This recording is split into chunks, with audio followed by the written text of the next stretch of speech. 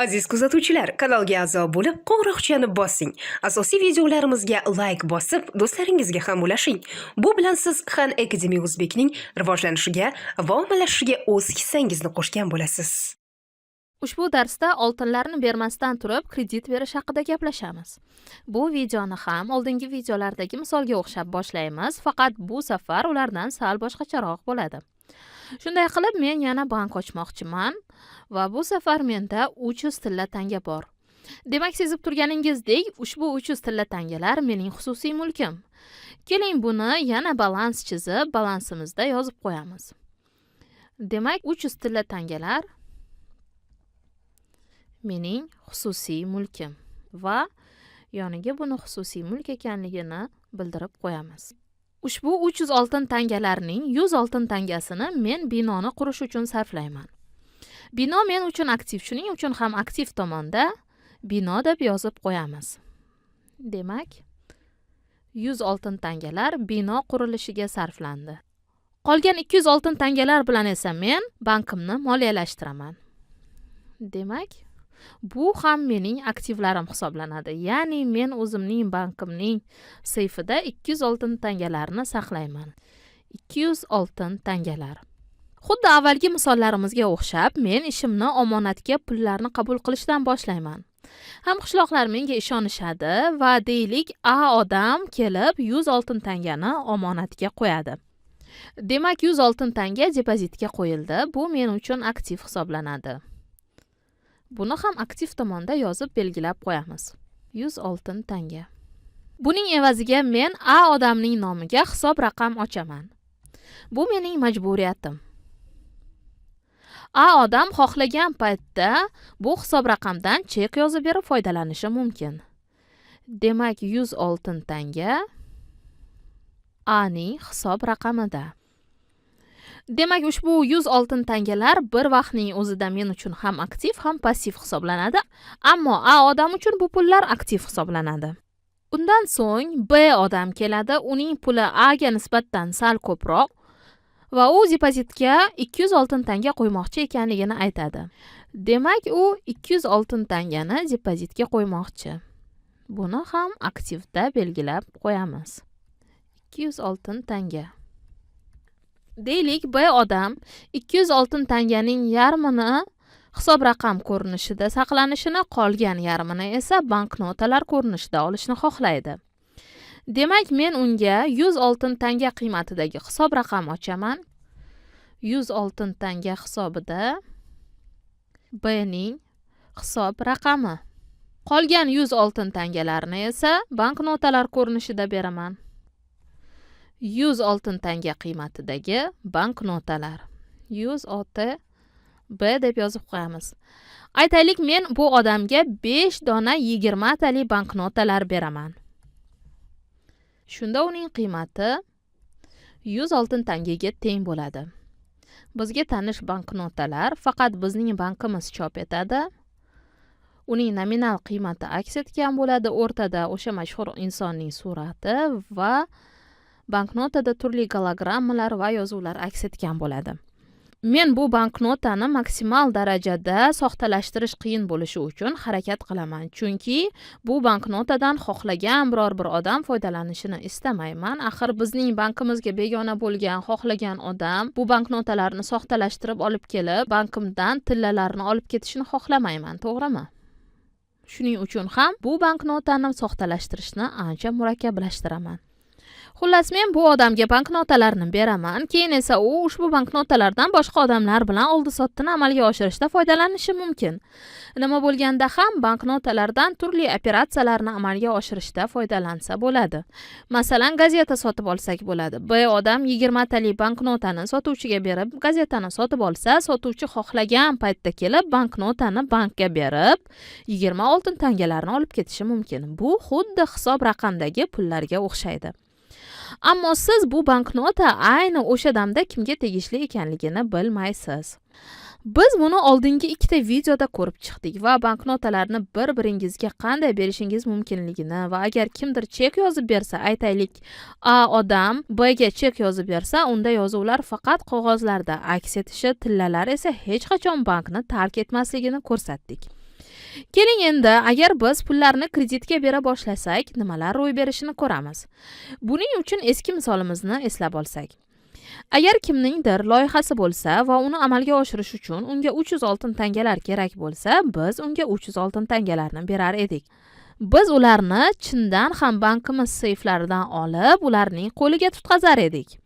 Qarzdorlar bu pullarni olib loyihasini amalga oshirish uchun ishchilarga berishardi, kerakli asbob-uskunalar sotib olishardi va hokazo. Keyin esa bu ishchilar olgan pullarini yana qaytadan mening bankimga depozitga qo'yishardi va bu jarayon davom etaverardi. Endi esa biz bu holatni bankdan tillalarni chiqarmay turib qanday amalga oshirishimiz mumkinligini o'ylab olishimiz kerak. Birinchidan, biz xavfsizlik masalasini e'tiborga olamiz. Ikkinchidan esa oltinlar operatsiyalarini amalga oshirish uchun qulay vosita emas. Agar kimdir nimanidir 1000 oltin tangaga sotmoqchi bo'lsa, unda pullarni o'g'irlash xavfi paydo bo'ladi.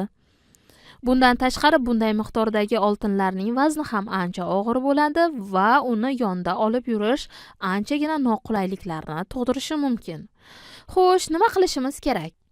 Aytaylik, tadbirkorda bir g'oya bor. Bu g'oya yana sug'orish kanali bo'la qolsin va unga 300 oltin tanga kerak. Biz unga 300 oltin tanga zayom, ya'ni qarz beramiz.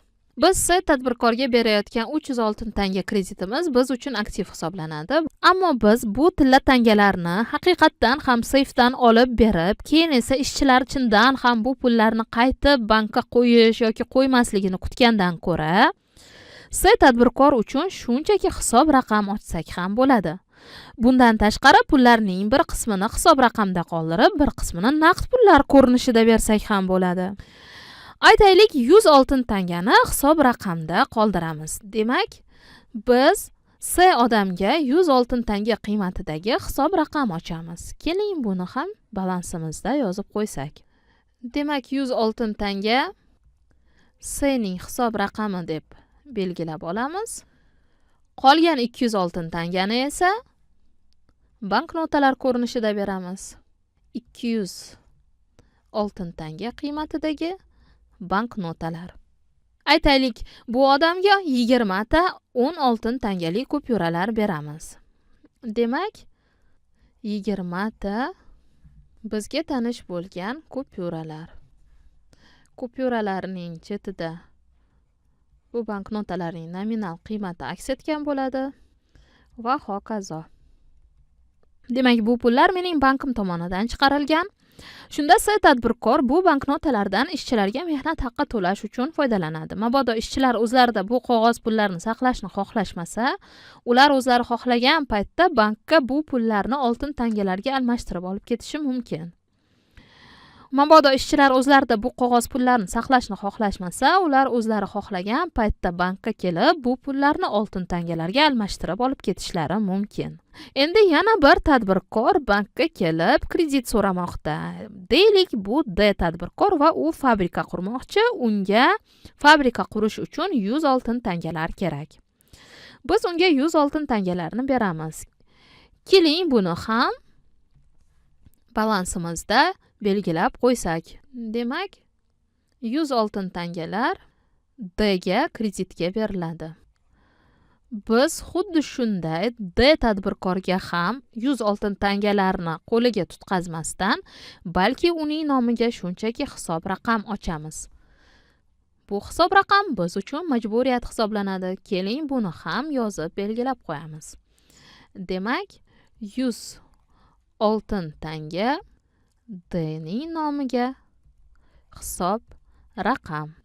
Hozir siz nima deb o'ylayotganingizni tushunaman. Bu xuddiki men yo'q yerdan shunchaki havodan pul topayotganimga o'xshaydi. Men har gal yangi kredit berganimda shunchaki balansning ham o'ng, ham chap tomonini oshirib borayotganimga o'xshayman. Agar chuqurroq fikr yuritib ko'rsangiz, bu biz oltinlarni qarzga bergan misolimizdan unchalik ham katta farq qilmaydi. Farqi shundaki, biz oltinlarni bankimizga qaytishini kutishimiz kerak edi. Bu esa oltinlarni bankda saqlashning bir yo'li va operatsiyalarni amalga oshirish uchun biz oltinlarning o'rniga ayirboshlash vositasi sifatida hisob raqamlar va banknotalardan foydalanamiz. Tasavvur qilaylik, tadbirkor fabrika qurmoqchi va A odam ushbu fabrikani qurib beradi. Demak, bizda D va A odamlar bor. Yozamiz. D odam fabrika qurmoqchi edi, A odam esa unga bu fabrikani qurib beradi. Demak, D tadbirkor A ga 100 tilla tanga qiymatidagi chekni yozib beradi. Mana bunga o'xshagan chek va bu chekka 100 oltin tanga deb yozadi. Qavsning ichida esa bu qiymatni harflar bilan yozadi va ushbu chekda bu pullar fabrika qurilishi uchun ekanligini yozib ko'rsatadi, chekni imzolaydi, sanani qo'yadi va hokazo. Ammo bank bu chekning haqiqiyligini tekshirishi kerak. D odam A ga chekni beradi, A odam esa o'z navbatida D ga fabrika qurib beradi. Demak, fabrikani yozib qo'yamiz.